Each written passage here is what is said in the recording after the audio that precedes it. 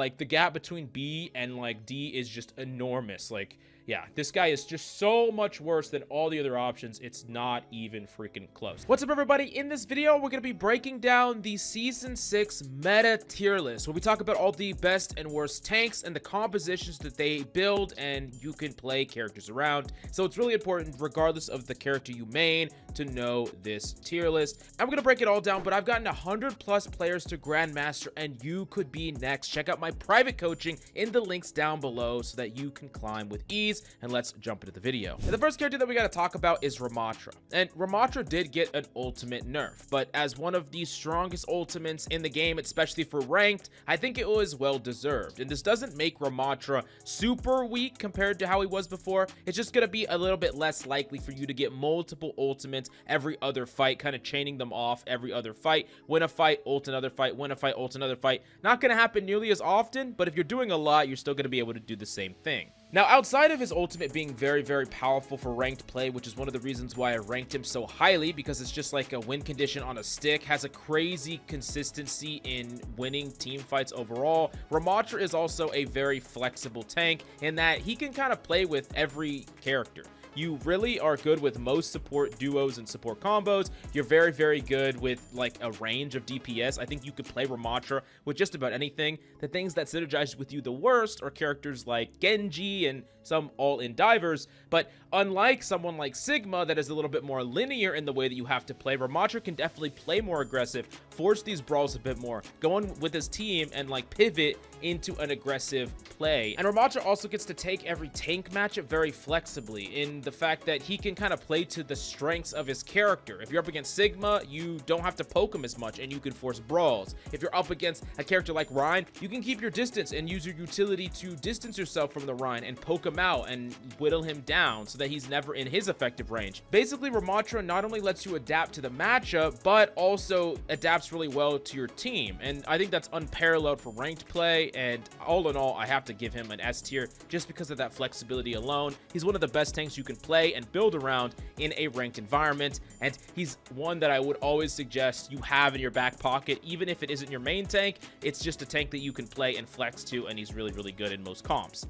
Next up, let's talk about Sigma. And Sigma is a lot different from Ramatra in the fact that Sigma doesn't have every single map where he's good in. In fact, there's only certain maps that I think he's really, really good in. All the long distance maps, whether it's Circuit Royale or Havana or Junkertown, these maps are 10 out of 10 for Sigma. And on a lot of other maps, he's kind of hit or miss. It depends on the map. Some maps, especially dive-centric maps or maps that have a non-linear way to fight, things that can flank around him, he becomes a lot weaker. I think that overall, though, he's so strong on the maps that he's good in. He's like a needed to play. Like, you really should be playing him on a lot of these long distance maps. So when you have a character like this that is not very flexible, but on the maps that he's good in, he's like almost needed to play, or you just give yourself a huge advantage if you play him on those maps, I think he deserves a low ranking S tier as well, because there's very few characters like this where they just have a map that is like their map. These are their map. This is a Sigma meta. This is a poke map, and Sigma is the god of poke. And one of the three strategies when we're talking about brawl, dive, and poke, Sigma just is like one entire block of a strategy. All the sniper maps, all the long distance maps, you really want to be playing Sigma. He's that strong. And I also do think there's a couple other maps you can play him on, and if you get really, really good at Sigma, I've seen players climb all the way up to top 500 one tricking Sigma, so it's definitely possible. I do think that he's an S tier. He's gonna be quite a bit lower than Ramatra in the S tier. I still think he deserves the placing, though. It's mainly just different because Ramatra is decent on every single map and every single comp, but Sigma is like broken in the comps and the maps that he wants to play in. Now, to keep in mind, the characters that you want to play with this guy, you want to play long distance damage dealers. You want to play characters like Hanzo, Sojourn, even Ashe is okay. Widowmaker's fine. Characters like this are kind of what you want to play with him.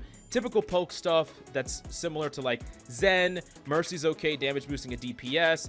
Ana is fine. I think Alari's going to go really, really well with Sigma as well. So yeah, he's definitely a very powerful pick right now. Then the next character that we got to talk about is Doomfist. And Doomfist did get a pretty substantial buff, but the problem with Doomfist is not necessarily his power level right now. It's more about a lot of the characters that are seeing play that can just kind of shut him down. When we talk about characters like Sombra, even Kiriko, just her Suzu's really frustrating to deal with, and Ana, good Anas that consistently hit their sleeps are also really hard to deal with. You combine all those things together, and Doomfist can have a pretty hard time. If he didn't get a buff that's like something really fundamental, I would say like decreasing his punch cooldown or something like that increases his mobility, it's not gonna greatly shake up his placement. Before, I placed him in the C tier. I think he is a bit stronger now than he was before. Sombra did get an ultimate nerf, which is nice, and overall Doomfist I do think is good in ranked if you're good enough. He's a character that really has the capacity to just curb stomp low ranked players. If you're good enough, you can really like smurf a lobby, put it entirely in your backpack. He also has really good matchups against characters like Ramatra, so having that is really good as well. But I do think that just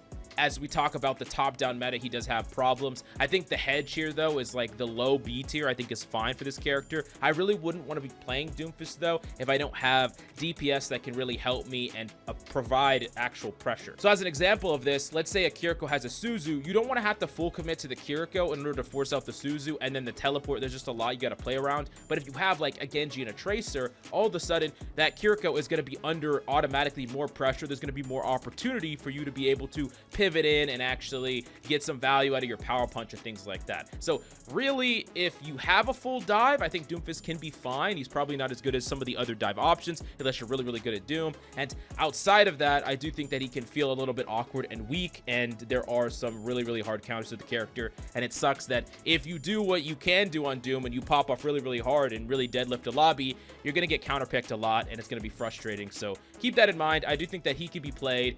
You just have to kind of go the hard road, and these buffs didn't make him meta or anything like that. Next up, let's talk about Hammond. Hammond is in a weird situation because I think that Hammond is okay. There are certainly characters that Hammond can kind of abuse, and you know, there's some characters that just can't do anything about this character at all. He can kind of just roll around the map and do his own thing. But there are also some characters that can be very frustrating to deal with, similar to the characters that can frustrate a Doom. You know, getting slept, getting discorded is a little bit more problematic as well. You know, getting hacked, even Cassidy, even though Cassidy did get nerfed a bit overall, I think that the thing actually made Cassidy a little bit worse, but still a problematic character for Hammond. And Hammond dive is weird because it definitely is a dive you can play with hit scans, unlike a lot of the other dives like Winston and Doom, which I think are just better with straight up divers. Hammond is actually really good with long distance damage dealers because you can slam down, an Ashe can follow that up, a Sojourn can follow that up, a Hanzo can follow that up. You don't really need a designated dive, even though he's good with the designated dive. So I think he actually gets a little bit of bonus points for being a more flexible dive character, even if he is a little bit weaker, especially than characters like Winston. Overall, I'm going to put him in the B tier as well. I think he's very similar to like low B around with Doomfist, and both these characters are kind of, they're playable if you're really good with them, but they're not going to be the best thing to be playing. But it is important that, you know, the compositions that Wrecking Ball is good with, the long distance hit scans and the long distance damage dealers, those are going to be way better with Wrecking Ball than they are with Doomfist. So yeah, just keep that in mind. That's a little bit of compositional difference that you should keep in mind if you're trying to match up the synergies within your comp. Next up, let's talk about Diva. And Diva was already a really strong character. Super strong. And they actually buffed her. They buffed this character even more, and it's crazy to me. I don't really think that they should, even though I'm like a Diva player. My main two tanks that I grind the most is Diva and Doomfist, but Diva is just so freaking strong right now. And yes, in the pro meta, when we look at the top-down pro, what the pros are playing, they're playing a lot of Winston, and the reason they're doing that is Winston's just one of the best tanks to engage a full dive when you have a team that's coordinated, utilizing that bubble to their advantage. Everyone that's around your bubble gets value from that bubble, and they're all going in. You're getting a ton of value out of that Winston bubble, out of that engage. But in ranked, you know, even if you manage to get a dive, it's going to be not coordinated. It's going to be a bit sloppy. And sometimes it's hard to even get Winston to work in that environment. But Diva, you get to play a lot of different playstyles. Yes, you can dive in, but you can also peel and help your team. You can also contest, and you can do a lot of different things with the character. And you get to adapt your play depending on the matchup. She's also the only tank on the roster that has really any game against these flyers that are just kind of rampaging some games. You know, Pharah, Echo, Mercy, these characters can be very, very frustrating to deal with, and Diva can actually apply a ton of pressure, neutralize them, shut them down. And I would say that even if you're not a Diva main, you should still be able to play Diva, have her in your back pocket. But I'm really going to give this character, you know, just all pluses. She's better in ranked than Winston is for dive. She's just going to be really, really strong in most compositions. She's flexible. She's good with divers. She's good with pokers. I just have to put her, I'm putting her in the S tier. I think she's that good right now. I think she's very, very strong in the right hands. Now, she's a very hard character to play, and she's really going to require you to make sure that you're managing your ability uptime. She's going to require you to have a good understanding of what's going on in the fight. How many people are alive on your team? Who's weak? What's the enemy team doing? Is there anything that you can stop? Should you stop something? Should you pivot? And playing your distance and range and kind of knowing when to pick your battles. There's a lot of things about Diva that are difficult, but when you learn all those things, I think she's one of the best characters to climb with, and I'm putting her in the S tier right along with Ramatra and Sigma. Now, next up, let's talk about Winston. And I just did talk about how Winston is really, really good in the pro meta and the pro ranks of play, and I think he's actually still just an objectively very powerful character, but really, he's going to be a bit hard to run a coordinated dive with, especially if you're solo queuing. It's going to be a bit hard on Winston. I'd really say that Winston is going to be better in like a duo queue if you have one guaranteed person that will engage with you in dives, whether that's like a Kiriko teleporting in with you or a Tracer or a Genji. You're going to be able to actually do these little dives a lot easier and more coordinated than if you're just trying to sync it up with some randoms. It's going to be a bit hard because, like I said, if you're always just diving alone and you don't have anyone else besides yourself getting value out of your bubble, it's really kind of limiting your overall impact. Like, Winston's bubble is an enabling ability for your team, and when your team is not doing that or utilizing it, it's a little bit weak. I mean, it's still a strong ability, don't get me wrong, but it could get so much more value if you have a Genji or a Tracer whizzing around with you and using that bubble to help them get kills on Honest and things like that. Now, I still think the character is really, really strong objectively. Just, you know, even if you don't have that synergy, if you get good enough on Winston, if you're really good with your timing, you can hard carry and pop off. I do think that his pop-off potential and hard carry potential is a little bit less than Doom and Wrecking Ball, but definitely still really high compared to a lot of other tanks. I'm still going to put him in the A tier. I think he's really solid, and there are situations where he's like a triple S tier if you have that optimal team, you have that synergy, and yeah, I think he's still a really good pick. Next up, we do got to talk about Orisa, and Orisa did receive some buffs to make her even harder to kill. She was already really hard to kill before, and now she's even harder to kill. I think that Orisa is really good at being like an anti-tank tank. She's really good against a lot of the divers. She's good against Doom. She's good against Wrecking Ball. She's not very good against Winston because Winston can jump past you, but that's really only going to be against a coordinated dive, and really you're probably not going to be playing Orisa that much anyways, because I do think that Orisa falls off as you climb higher in rank. But she has really key weaknesses, but if your opponents aren't playing into those weaknesses, she feels unstoppable. And when I'm talking about her weaknesses, she's really weak to characters that are avoiding her, outranging her, and trying to jump past her. So either dives or compositions where people are taking really far off angles, which is what DPS players should be doing anyways, and just ignoring her and just putting a lot of pressure on her DPS and on her supports in the back line, because she doesn't have great mobility, and mainly her biggest strength is that she takes on all the aggro, right? She just gets to like stand there and take all these cooldowns and take all this damage and not even care about it. And the lower in rank you go, the more and more people will be out of position so where you can actually push them. They're playing too close to you, so you can push them and actually baby kill them or just threaten them, and they're gonna focus you a lot. So when we talk about ranks underneath the diamond rank or even diamond and below, I think Orisa is like more of like an A tier pick. You could even maybe justify an S tier pick because people are just not playing properly around her. But as you get higher and higher in rank, she falls off, I think, all the way down to the C tier, even if we're talking about for Grandmaster games. I still think overall she's pretty strong. I'm gonna put her in the B tier. I think she's probably like, you know, B, maybe around these characters. They're kind of all in the same placement. I think it's about the same. Next up, let's talk about Zarya. Zarya's in a little bit of a weird spot because I do think that she's super strong in ranked. She definitely has the hard carry potential, but it's a little weird for her, mainly because there are some characters that are kind of doing similar things, but maybe a bit better. I would say like the Brawl on Junker Queen, maybe a bit more fluid, has harder carry potential, where Zarya sometimes I feel like feels really, really weak, especially on maps that have a high ground. She has to kind of route all the way around Junker Queen has a way to kind of force a play to happen. Even if she's playing a safe position, you can get a knife off, you can fish for plays, and I think that Junker Queen feels a little bit better in that regard, where you could still like force a fight to a brawl. If people are playing good high ground positions, you can fish for a kill, and then if you just get that kill, you can just kind of fire it away. Zarya is a little bit more attrition based, so that's going to be better and worse against certain compositions, like compositions that want to brawl you out and have a long sustained fight. Like if you're playing in the brawl mirror, you're playing against an Orisa or something like that, you want to have that long sustained fight. But against some other compositions, I do think that Junker Queen gives you a little bit more flexibility. The fights don't kind of bubble up and over. You can kind of just like sporadically make something happen. Still, they're about the same. It's just kind of like a personal preference thing, but I do think that Zarya is a little bit weaker than Junker Queen, but I still think that she's good. I'm going to put her in the A tier. She's definitely better than these characters, and the fact that you can use bubbles to peel a bit is actually good against characters like Wrecking Ball, characters like Doom. Zaryas are really hard for Dooms to deal with, and if you can ever force a brawl and force the type of engagements that you want on Zarya, you really feel strong. It's just about whether or not you can get those off, and that's going to rely on a couple of things, like how much high ground's on a map. I wouldn't really play her on any of the really high ground dense maps, but still, I think that she's still strong, and in rank, she gets some extra bonus points, because if you are good at Zarya, have good tracking, get high energy, you're just kind of like this unstoppable menace that can kill a lot of people. But yeah, I wouldn't really play her with divers. Don't play her when you have dive DPS. Play her primarily when you have supports that can really keep you up, you know, like an Ana that is pumping you, filled with a lot of heals, and when you have DPS that can provide more value in a brawl. So, you know, characters like Cassidy, I think Torb is fine, May, these are kind of the DPS that you would rather play her with, outside of, like, you know, you don't really want to play her with like divers like Sombra, Genji, and Tracer. Next up, let's talk about Junker Queen.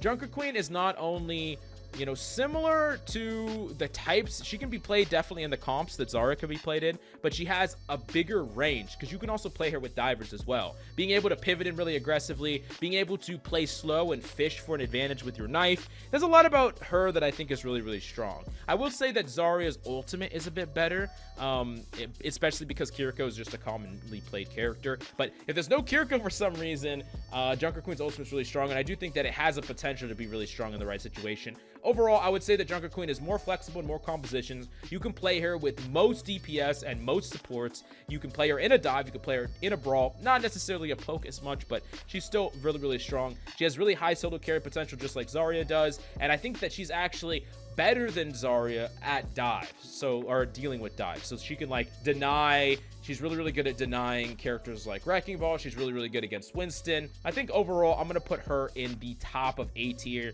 even though I do think that Winston is way better in the, you know, the perfect situation and in pro play. Junker Queen in ranked play, I do think actually plays a bit better. So I'm going to put her at the top of A. Next up, we're going to talk about Roadhog, and I think I'm going to put Roadhog actually down in the D tier. This character is not playable. Like, don't play this character unless you're playing him specifically on like where you could pull people in, and even then I think that you're kind of really hoping that your opponents will make a lot of mistakes into you. This character is just really rough to play. Not only is Ana just like in every game, but even if there is no Ana, you're just so reliant on hitting a hook that is not even guaranteed to give value, that I do think that overall he just does so much less than all these other tanks. He doesn't even have a clear composition that he plays into. He's not great at brawling. He's not great at poking, because he doesn't have the same utility as a character like Sigma that just gets to play with a shield and poke and play corners and just constantly apply pressure. He can't really do that at all, and he's just you can't play him in a dive either. Like, what do you play him in? He doesn't fit into any composition. He fits into like random ranked generator, where you're just like running around the map and you know, throwing out hooks. Maybe if you're the best player in the lobby by like a mile, you can play this character and carry with him, but realistically this character is, you know, slated for a rework. He's very weak. I would not suggest him unless your name is I'm Mushroom or 6. Do not play this character. Yeah, that's my biggest suggestion. I don't really think he's worth learning. I don't think he's really worth practicing, because he's going to change fundamentally when the rework comes through. I don't even know where he belongs. He doesn't have a place. He's underpowered. yeah, he just doesn't make any sense. When they got rid of his one-shot capabilities, it just made him super, super weak. And with his one-shot capabilities, he just didn't even make sense as a tank. Like, he played like a fat DPS. So yeah, maybe, you know, change him to a DPS, and I don't know, make him skinny. He like goes through like a workout arc, and he just becomes like tiny, and then now he's a DPS. Okay, I'm getting way off topic, but yeah, anyways, let's move on to the last character on the list, which is Reinhardt. And Rein is super strong, kind of similar to how Orisa is, where he's super, super strong in a lot of ranks, and then like kind of as you scale up and out, he becomes weaker as you climb higher and higher. But I do think that Rein actually gives you more play than Orisa does in most ranks. Shatter is just one of the best ultimates in the game. Rein also gets to kind of force his play style in a lot of ways, where you can kind of, if your team's getting dove, you don't have to peel. You can go and kind of put yourself in front of the enemy team, isolate them off, threaten shatters. You just provide a ton of pressure. And as a Rein player, if you learn how to utilize that pressure in the right way, you can just make some magic happen. I think he's really, really strong. I don't necessarily think that he plays as well in the high ranks as some of these other characters, but overall, I think he's a really, really strong pick. And like I said, for most ranks, he's going to be super, super dominant with the ability for you to kind of climb above that if you get enough skill. I'm actually going to put him in the top of B tier. Now, for Rein in particular, same thing kind of Orisa, same thing for Zarya. You just don't want to play him with any divers, really. I mean, it's okay. That's not really where you want to go. You would prefer to play both Zarya and Rein with like a Lucio so that you could engage when you want to engage. And on top of that, I do think that Rein plays best with DPS that are just kind of trying to fight at that mid-range. You know, maybe Hanzos, Sojourns, Cassidy's are fine. Soldiers that are taking off angles are fine as well. Ashes, you know, characters like that I think are fine. He's also pretty good at enabling Bastion if you're just trying to do some fun stuff. But overall, this is the tier list. I do think that, you know, some of these are kind of smushed up more together, and I want to make it clear that especially the A and B tier, these aren't that far apart. I think all of these characters are viable. These are like giga strong, and then like the gap between B and like D is just enormous. Like, yeah, this guy is just so much worse than all the other options. It's not even freaking close. But anyways, this is the meta tank tier list where I break down the metas, compositions, best tanks, and the characters that go with them. But definitely let me know if you have any questions or comments down below. And if you want private coaching, 100+ players to Grandmaster, and you could be next, check it out right now in the description down below. Thank you so much for coming by. Hope you enjoyed the video, and I'll see you next time.